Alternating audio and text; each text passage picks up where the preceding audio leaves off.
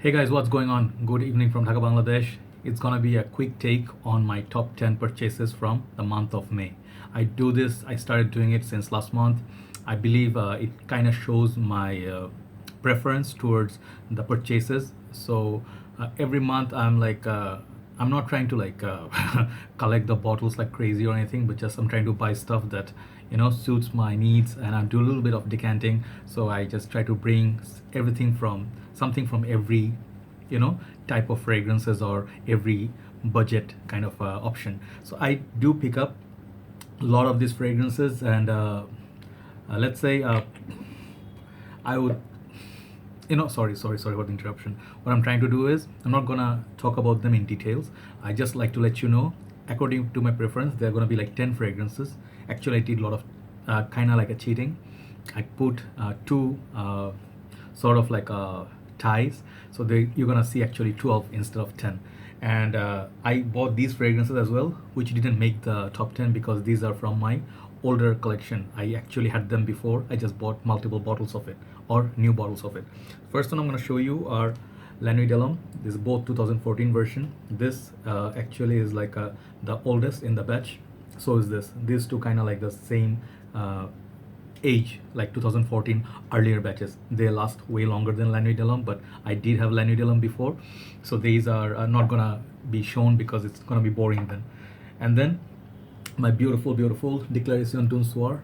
I had a small bottle, so I upgraded to big bottle. So these two also I purchased last month. I'm not gonna show in top 10, but if they were, brand new purchases, they would definitely make the list. So now this list is nothing that serious. It's do not take it like absolute. I always say it's just my preference. I'm just one reviewer. I'm just one dude. Not gonna say reviewer. Sometimes I say I'm a reviewer. I feel ashamed to say that sometimes. I feel awkward because the guys who actually know about perfumery, they know how the perfumes are made. I do not have any knowledge on that. So that's like a open declaration. But what I do is, that I told you before also, I am like an average dude like you. I buy a fragrance, I smell it, I test it. If I like it, I collect it, and then I try to tell you what I got from it, my sentiments. That's just my opinion. It's my humble opinion. You can take it as you want. So here you go. Those were the fragrances that didn't make the list because of the reason. So now I'm gonna start with two fragrances as number 10. So these I'm gonna go from number 10 towards my number one, according to my liking, and I'll tell you very shortly why. So these two bottles, okay, one of them I did initial impression on, that is the Ferrari Radiant Bergamo, and then Mont Blanc Presence. Both of them have green juice, but entirely different fragrances. So why did I take them as number 10 as a tie? First thing is this Mont Blanc, it's a cheapie. It's not a very expensive fragrance, but the quality that you get from it, it's a nice, spicy, oriental fragrance. I'll review it, I'll let you know. I think it's criminally underrated, and this juice is so nice. I'll let you know. And this is, I think, out of my 30 odd bottles that I bought last month, this made number 10. And Radiant Bergamo, you would be like surprised. You'd be like, Joy, didn't you see you like it? I did like it a lot. The problem I have with this fragrance is the longevity is solid. This one has moderate longevity. This one lasts decent time for this kind of fragrances. But the problem is the opening that I love so dearly. In the first 5 to 10 minutes, that goes away so fast. Many reviewers said this is overhyped. With all due respect, they, of course, all the reviewers I respect a lot. I think Freddie, he said this is like a little bit what do you call, not underrated, overrated, sorry. I wouldn't feel that way, but the thing is, I would rather wish that opening top note goes a long way. Like Ferrari Bright Neroli, I love it over this, but the top note of this, I love it over Ferrari Bright Neroli. But then it still made the list, right? So Mont Blanc Presence and Ferrari Radiant Bergamo, these two are my number 10 for this month. Last month's purchase. Now moving on to number 9, another freshie. This is for the summer, and this actually I bought couple of bottles. I had a contest going on. I bought a full-on bottle, and I gave it to the winner of the last month's contest. So he got this bottle. This is Mercedes-Benz cologne. I did review it, and only exclusive review. No one else reviewed it. This is a gem of a scent, guys. If you are not a snob, if you're not like looking at all houses, car company Mercedes-Benz, you are cheap. If you do not have that mentality, if it's a car company, doesn't bother you. This smells very, very, very almost identical juice to Dior Homme cologne. And the feel from it, it's just almost the same, but Durham cologne has its differences. They have the differences. I like it, I love it over this one, but the price range wise, these two are from different world. This is a cheapie. So what I'm trying to say is, this is an absolutely delicious citrus, very easy to wear summer fragrance. This is my number 9 Mercedes-Benz cologne. Check out my review on this, only one review on YouTube. Now moving on to number 8. This fragrance, it has a lot of similar brothers, like sort of like a, if you think of like clones, not clones, as in like imagine like someone cloned Terminator, and they have like lot of same Arnold Schwarzenegger sort of Terminators. They're all good, all strong, but they are not new. But what they do, they bring you compliments. They are familiar. They are crowd pleaser, mass appealing fragrances. They have at least 6 to 7 fragrances like that, and I picked this one from the whole range because this is my last month's purchase, and I think this is the best of the whole bunch. Daniel Icon Racing. This is my number 8. You can see the nice sort of the sporty stripes that's going on. What I love about this is kinda like almost like Invictus, Aqua Digi Absolute, Bulgari Aqua Atlantic, a lot of those musky fruity fragrances, but this one has a shaving foam vibe. It has a green vibe that's just like the color of the bottle, and it does last a long time. It's very criminally underrated, I would say. It's not just a hype fragrance that is just limited edition. I think you can score it for very cheap now, but this fragrance, it gets ladies' attention. That's why it made my list. And this juice, I love it too. I love wearing it because who doesn't like compliments, right? So number 8, Daniel Icon Racing.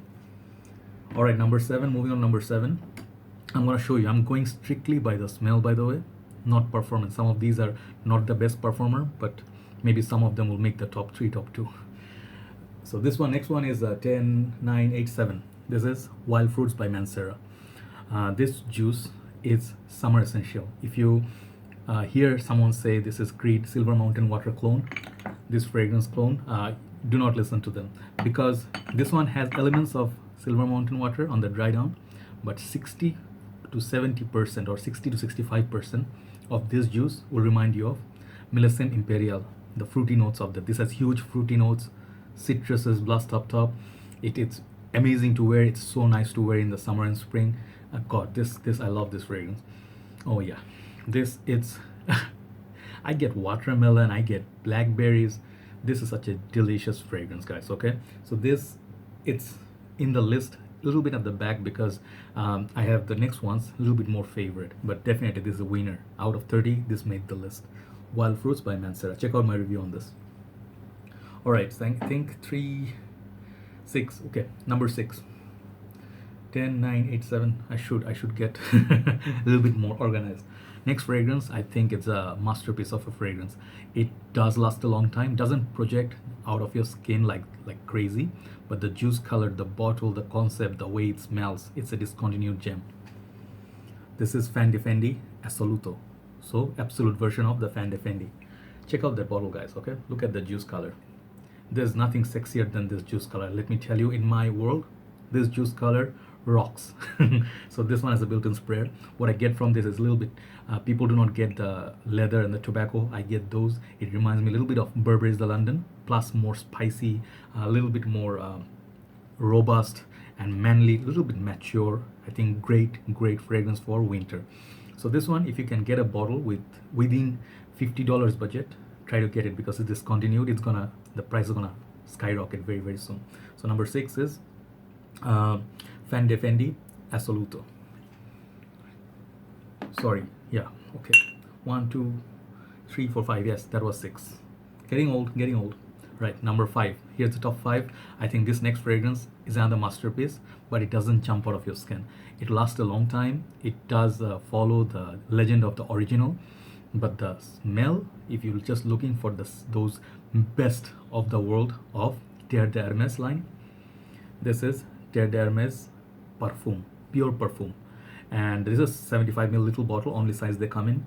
I love it. I love this fragrance. This is great for when the winter hits, cooler weather starts coming in. This fragrance, definitely try it. The projection is not so great like Terre d'Hermès Eau Refresh or the original, but this lasts a very long time. So if you want the best, like the smell wise, blend wise, go for this Terre d'Hermès perfume from the Terre d'Hermès line, right? Okay, so number 4, we have the second tie and last tie here. So these two fragrances have note of rose. I recently reviewed both of them. One is Mancera Pink Prestigium, this one, and the other one is Cartier Declaration d'un Soir Intense. Okay, and I'm not used to the names yet because they are brand new.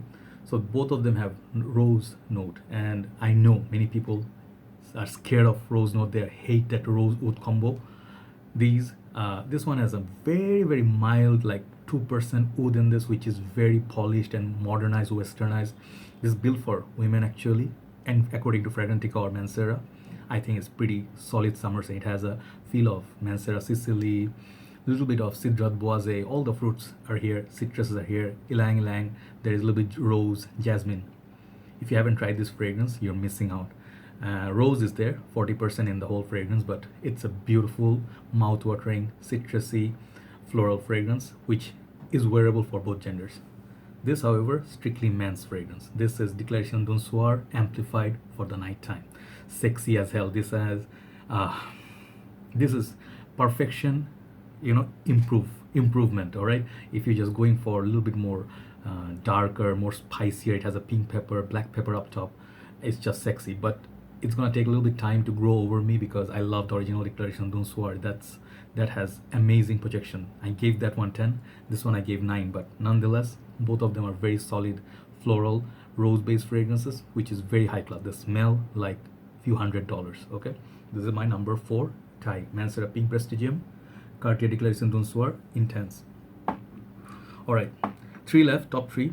This is very difficult. Always top 3s are difficult. I'm gonna go with, I'm sorry to say, I'm just going with my sentiments here, just for the smell. But the quality wise, this fragrance at number 3 could have easily been number 1. This was my scent of the evening. Since it was overcast in Bangladesh, it was a little bit drizzling. Mancera Black Prestigium, the second Prestigium of the line. This one has beaten, for me, this is the top of the Prestigium line. I love Gold Prestigium a lot. That has more like projection. It has a lot more positive attention from the crowd that I'm trying to show, but I bought it last month. This one here, Gold Prestigium, amazing juice. You cannot beat that juice. But this one, in my world, the performance, this one won't leave your skin for solid 10-12 hours, and it's not as animalic as it opens. It opens up very loud, it opens up very scary, it has a fruity notes, it has a little bit citrus, bergamot sort of feel, then the oud and the rose combo. But this is not rose dominant. The oud in this, man, if you just want the best of the oud line in Mancera, I think Black Prestigium is this. I'm still trying to get black to black, but I think this is gonna beat that one, right? So this is my number 3 for the top purchases of May, Black Prestigium from House of Mancera. Last 2, this is the hardest battle so far, and I couldn't put the number 1 as number 2 because of, I'll tell you the reason. Number 2 is Prada Luna Rossa Black. Okay, I have heard Sebastian Zara said this is exactly like Bulgari Black. I think Bulgari Black doesn't even come close to this in terms of performance. The smell wise, back then, yes, that's the rubber note, but this one, it will remind you of a little bit. I can see that Chanel Allure Eau Extreme or Midnight in Paris or Bulgari Black, sort of the tonka leather and bit of a, like the powdery feel. This one has added the DNA of original Prada Luna Rossa. It's very dreamy. It's excellent projection and longevity of this. Just go to spray on the neck. I'm gonna do full-on review on this. I am in love with this fragrance. It's not as dark in the opening, but as it opens up slowly, like a blooming midnight rose or something like that. This one doesn't have rose. Midnight florals. Okay, if you think of a flower that's blooming in midnight and it's giving the maximum aroma with time, this is how it opens, stage by stage. It's a very simple scent. It has only 2 stages. It's sweet, it's romantic, it's sensual, it's a great fragrance. It's just again my own opinion. You might find this like maybe a bit boring, whatever. Try this fragrance. Try it on your skin. See how beautifully it projects when it's a little bit cool at night, right? Prada Luna Rossa Black. There's the EDP concentration. Masterpiece of a fragrance, guys. I love this fragrance. All right. And that leads me to my number 1. I know it's gonna go a little bit long. I said I'm gonna keep it short, but I'm sorry.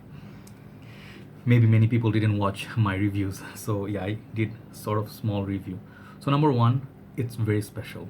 Okay, it will surprise you, it will catch you off guard. You might think, this one really, this is not something that I hear about that lot. This is D squared Rocky Mountain Wood Hued from the Hued line. Why is this number one? Okay, I gotta say this as it is. I have been looking for some fragrances since I started collecting. This fragrance I waited 2 to 3 years just to get my hands on this bottle. And I had a small sample of original Hued. That one I loved. This is the father of that. I'm gonna get the original one as well, but this, look at that bottle.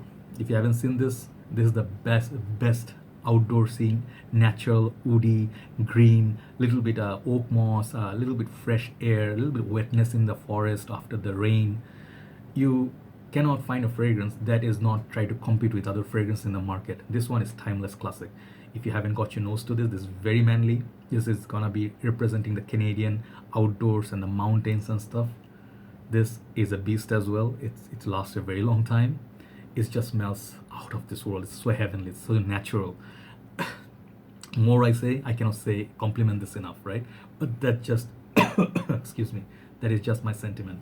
My number one purchase from month of May, D squared Rocky Mountain Wood by Hued line. Check out my review on this and check out others' review as well, right? That's all I have. I'm sorry for the long video, and just wanted to describe a little bit on each fragrance. Take care, guys. Talk to you soon. Good night from Dhaka, Bangladesh. Bye bye.